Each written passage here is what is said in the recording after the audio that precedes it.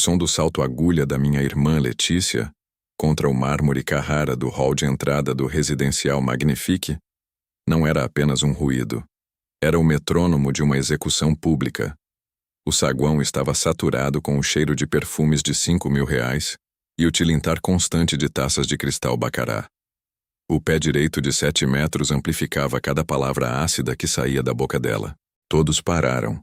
Os grandes investidores institucionais, os colunistas sociais que ditam quem é quem na elite paulistana e os parceiros do setor imobiliário. Letícia estava no centro de tudo, vestindo um conjunto de alfaiataria branca de linho italiano que reluzia sob os spots de LED. Ela apontava o dedo indicador, com uma unha perfeitamente esculpida, diretamente para o meu peito. "Saia daqui agora, Eduardo." A voz dela cortou o ar como uma lâmina fria. "Como você teve a audácia de entrar no lançamento do meu maior empreendimento vestindo esse uniforme de brim imundo?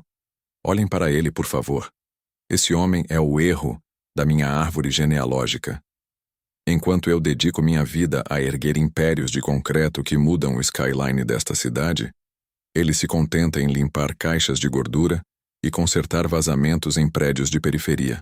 Segurança. Porque este homem ainda está respirando o mesmo ar que meus convidados.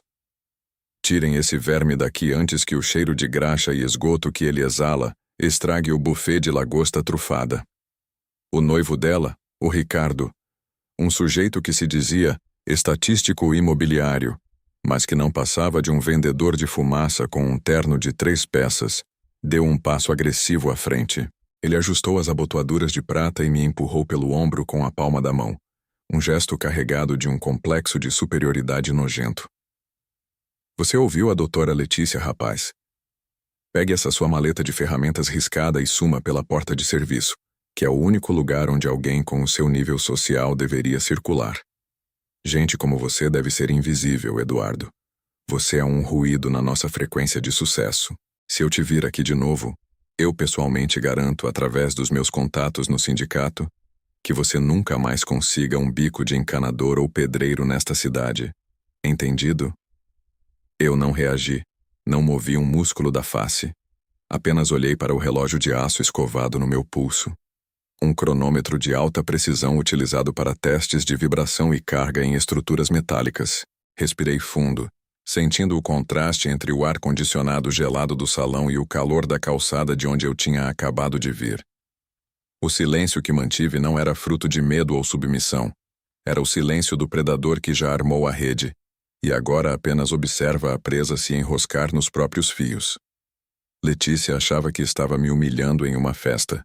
Ela não fazia ideia de que eu estava ali para assinar o obituário corporativo da sua empresa. Esta história não começou aqui, entre canapés e champanhe. Ela começou há 18 meses, com uma herança de terras contaminadas e um crime de falsidade ideológica que ela achou que o irmão operário jamais teria cérebro para detectar. Meu nome é Eduardo. Sou engenheiro civil com dupla especialização em auditoria de ativos estruturais e perícia judicial em engenharia ambiental. Passei os últimos 10 anos da minha vida nos canteiros de obras mais complexos do país, fiscalizando falhas de projeto para o Ministério Público e para seguradoras internacionais. Meu pai era um mestre de obras da velha guarda, um homem que começou carregando saco de cimento e terminou como dono de uma construtora sólida, focada em entregar qualidade, não luxo de fachada. Quando ele faleceu, o testamento foi o primeiro palco da traição de Letícia. Ela, a advogada prodígio que sempre teve nojo do barro e do suor que construíram a nossa casa, usou cada brecha legal para me empurrar para o que ela considerava o lixo do patrimônio. Eduardo sempre teve afinidade com o braçal, com a manutenção, com as coisas velhas. Ela disse ao tabelião com um tom de falsa preocupação que me dava náuseas. Ele fica com o maquinário de base, os caminhões betoneira com 10 anos de uso e a oficina de reparos. Eu, como gestora jurídica, assumo a titularidade das glebas de terra remanescentes e a presidência da nova incorporadora. É a divisão natural. O cérebro fica com a estratégia e os músculos ficam com a graxa. Eu aceitei a divisão sem contestar no tribunal. Letícia achou que eu tinha sido derrotado por ser lento de raciocínio, o que ela, na sua arrogância acadêmica, ignorava completamente era o histórico geológico do terreno principal, onde ela pretendia erguer o residencial Magnifique. Aquela área, nos anos 80, abrigou uma indústria de beneficiamento de metais pesados. O solo era uma esponja de resíduos químicos. Para construir qualquer coisa ali com segurança, seria necessária uma remediação biológica e química, que custaria cerca de 12 milhões de reais antes mesmo de bater a primeira estaca. Letícia, na pressa doentia de ostentar um VGV, valor geral de vendas, de 100 milhões, decidiu tomar o atalho do crime. Ela falsificou os laudos de sondagem e os certificados de descontaminação do solo. Ela usou o CNPJ da nossa antiga construtora familiar para dar uma pátina de tradição a um projeto que era, tecnicamente, uma bomba relógio estrutural e sanitária. Ela levantou o Magnifique sobre um pântano de resíduos tóxicos, acreditando que o concreto esconderia o pecado original da sua ganância. Durante os 18 meses da construção, eu fui o fantasma que assombrava o canteiro de obras de Letícia. Ela nunca punha os pés na obra antes das 10 da manhã. E quando ia, era apenas para tirar fotos para o Instagram. Eu, usando o nome da minha empresa de manutenção terceirizada e um uniforme de operário padrão, fui contratado por um dos subempreiteiros para fiscalizar a instalação das prumadas hidráulicas e do sistema de pressurização de incêndio. Eu estava lá todos os dias, às 6 da manhã. Enquanto os mestres de obra de Letícia, todos coniventes com a economia porca dela, davam ordens, eu coletava evidências. Eu vi Letícia autorizar a troca do aço CA50 de alta resistência por um lote de vergalhões oxidados comprados de um leilão de sucata. Eu vi o Ricardo subornar técnicos do laboratório de ensaios para alterarem os resultados da resistência à compressão do concreto das vigas do quarto pavimento. O projeto pedia 40 MPa. O que estava sendo entregue mal chegava a 25 MPa. O prédio era um gigante com osteoporose estrutural. Eu documentei cada rachadura capilar que aparecia prematuramente. Usei câmeras termográficas escondidas na minha maleta de ferramentas para mapear a infiltração de gases tóxicos que já começavam a subir do solo contaminado através das microfissuras da laje de subsolo. Eu tinha gravações de áudio de Letícia discutindo com o calculista estrutural, ordenando que ele aliviasse na armadura de cisalhamento para economizar R$3.000 por andar. Eu era o verme que ela humilhava quando me via no pátio, mas eu era o único que sabia que o prédio dela estava condenado antes mesmo de ser inaugurado. Para fechar o cerco, usei o capital que acumulei restaurando e vendendo o maquinário velho que meu pai deixou. Máquinas raras de perfuração que, para quem sabe usar, valem uma fortuna. Fundei a holding Titanium Perícias Estruturais. Através dessa holding, comecei a comprar as cotas dos investidores minoritários que, ao contrário de Letícia, tinham medo de perder tudo se o projeto desse errado. Quando o banco que financiou a obra começou a exigir novas garantias devido ao atraso nos cronogramas, eu estava lá, sob o manto da Titanium, para assumir a dívida. Em silêncio, eu me tornei o dono da hipoteca que sustentava o império de papel da minha irmã. Voltamos para o saguão para aquele momento exato em que Ricardo me empurrava e Letícia me chamava de verme. Eu olhei para o relógio mais uma vez. Eram exatamente 21 horas, o momento perfeito para o show dela acabar. Letícia, eu disse, e minha voz, projetada pela acústica perfeita que ela tanto elogiou, cortou o burburinho da sala. Você mencionou que eu fedia a esgoto. É uma percepção interessante, considerando que, neste exato momento, o sistema de recalque de águas servidas do segundo subsolo entrou em colapso devido a um erro grosseiro de cálculo na vazão das bombas que você mandou substituir por modelos chineses de segunda linha. Em 15 minutos, este mármore Carrara estará submerso em algo que nenhum perfume de grife poderá esconder. Ela deu uma risada histérica, buscando o olhar dos investidores para validar a sua superioridade sobre o irmão louco. Você está delirando, Eduardo. Bebeu o óleo das suas máquinas? O Magnifique é o ápice da engenharia moderna. Saia daqui antes que eu perca a paciência e te mande para a cadeia por difamação.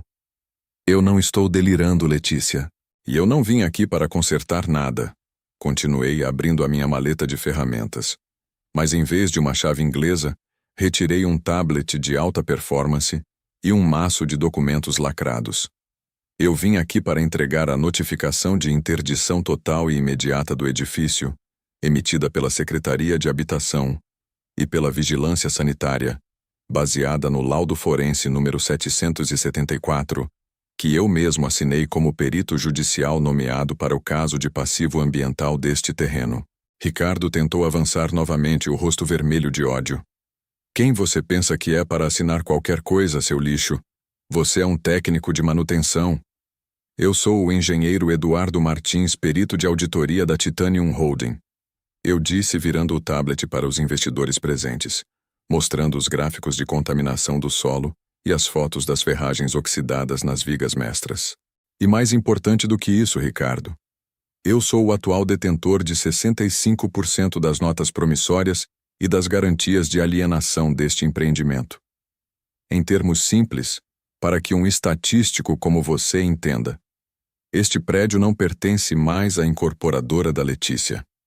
Ele pertence à minha holding, e eu acabei de pedir o bloqueio de todos os bens da doutora Letícia para garantir o ressarcimento dos futuros moradores. O pânico começou a se espalhar. 2 grandes investidores que haviam injetado milhões no projeto se aproximaram para ler os documentos. O silêncio da festa foi substituído pelo som de notificações de celular e o burburinho de advogados sendo acionados. Letícia tentou me dar um tapa, mas eu apenas segurei o pulso dela com a mão firme de quem passa o dia lidando com o peso do metal. Você me chamou de verme, Letícia, mas o verme aqui é quem tenta vender casas mortais para famílias honestas apenas para sustentar um estilo de vida de plástico. O Magnifique não vai ser inaugurado. Ele vai ser evacuado amanhã de manhã e passará por uma remediação forçada que custará cada centavo do que sobrou da sua dignidade. Nesse momento, as luzes do saguão piscaram. Um som de água jorrando começou a ser ouvido vindo das colunas de serviço. O sistema hidráulico, exatamente como previ, não suportou a pressão dos testes finais. O cheiro de resíduo industrial começou a subir pelos dutos de ar-condicionado. O Magnifique estava revelando a sua verdadeira face.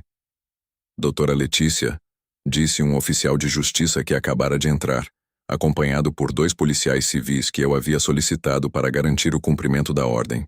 A senhora está sendo intimada por crime ambiental, falsidade ideológica e exposição de perigo à vida alheia. O senhor Ricardo também está sendo conduzido para prestar depoimento sobre o suborno dos fiscais da prefeitura. Letícia desabou no meio do saguão. O vestido branco de seda agora estava manchado pela água suja que começava a vazar do teto. Ela olhava para mim com um terror puro. O terror de quem percebeu que o irmão que ela desprezava como invisível era, na verdade, o arquiteto da sua destruição. A festa acabou em menos de 10 minutos. O que era para ser o triunfo de Letícia se tornou a maior vergonha da história imobiliária da cidade. O Magnifique foi interditado com faixas amarelas e o nome da minha irmã foi varrido do mercado como poeira de demolição. Ela perdeu a mansão, o carro de luxo e a liberdade de postar mentiras. Agora, ela responde a processos que vão durar décadas. Eu voltei para a minha oficina. Sentei-me no banco de madeira onde meu pai costumava planejar suas obras honestas. Olhei para o meu uniforme de brim, agora com algumas gotas de champanhe caro, e sorri. Aqui no conflito real, a lição é eterna. Nunca subestime o homem que conhece a fundação. Quem se preocupa apenas com a pintura da fachada, esquece que é o que está debaixo da terra que sustenta o teto. A arrogância é a primeira rachadura de qualquer império. E no final das contas, quem mexe no dinheiro de quem sabe medir, sempre termina pagando a conta com juros de humilhação e a mais absoluta miséria. Porque o trabalho silencioso não apenas constrói, ele também sabe exatamente onde bater para que tudo venha ao chão.